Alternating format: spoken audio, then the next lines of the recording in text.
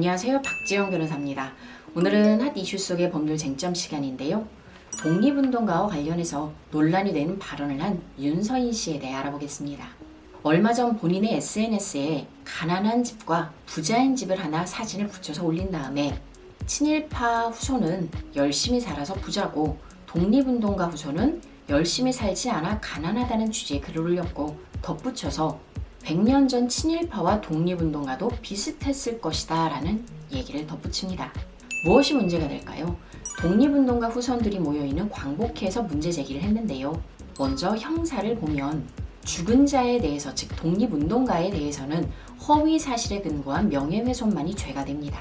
그러나 명예훼손은 사실을 적시해야 되는데 열심히 살지 않아서 가난한 것 같다라는 것은 주관적인 의사표명에 불과하기 때문에 모욕죄에 해당될 것 같습니다. 죽은 자에 대해서는 모욕죄가 없기 때문에 형사적으로 처벌할 길은 없을 것 같고요. 그 다음으로 독립운동가 후손들에 대한 부분은 말 그대로 명예훼손이 아닌 모욕죄 성립이 가능할 것 같은데요. 이 부분도 역시 어려운 건 단체를 특정했기 때문에 피해자가 특정되지 않았다고 볼 개연성이 높습니다.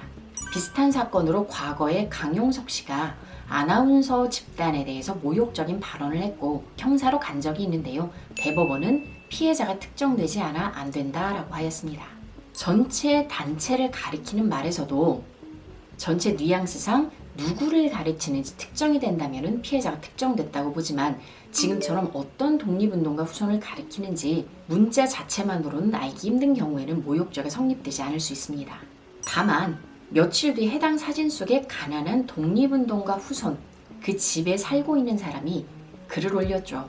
우리 어머니가 살고 있는 곳이고 우리 선조는 윤서인 씨가 말하는 것처럼 허투루 살지 않았다라는 취지의 말을 합니다. 해당 사진을 통해 가난한 독립운동가, 즉 열심히 살지 않은 독립운동가인 것처럼 특정이 됐다고 보여질 수 있어서 이 부분에 대해서는 별도의 죄가 성립될 가능성이 있습니다. 그렇다면 민사로 갔을 때는 어떨까요? 광복회는 현재 8,300여 명의 회원들에 대해서 인당 100만 원씩 계산을 해서 위자료 청구 소송을 한다고 합니다. 83억 원 정도가 되는데요. 과거에 강용석 씨 사건 때에도 아나운서들이 민사 소송을 제기한 적이 있었지만 피해자가 특정되지 않았다는 이유로 패소를 했었습니다. 지금부터는 저의 개인적인 의견인데요. 형사와 달리 민사의 경우는 성립 요건을 엄격하게 따지지는 않습니다. 또한 불법 행위도 좀 더 폭넓게 보는 경향이 있는데요. 흩어져 있는 불특정 다수를 가리키는 말이 아니고 특정 집단을 가리킨다. 즉 광복회라는 컨트롤 타워가 있고 회원들이 분명하게 정해져 있는 그런 집단의 경우에는 피해자가 특정되었다고 보는 것이 좋을 것 같습니다.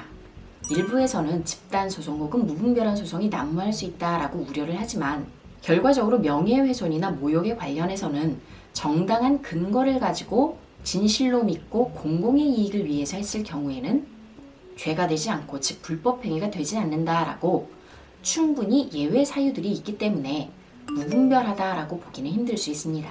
특히 윤서인 씨 같은 경우에는 과거에도 백남기 사건과 관련해서 유족으로부터 명예훼손 소송을 받았었고요. 그 당시에 벌금 700만 원 선고를 받았었습니다. 그런데 해당 사건으로 오히려 후원금이 모여서 1,400만 원 정도가 들어왔고 벌금보다 더 많은 액수의 돈을 벌어들였습니다. 이번 사건도 집단 소송이 아니고 개인으로 가게 되면 후원금으로 버는 돈이 더 많아질지도 모르겠습니다.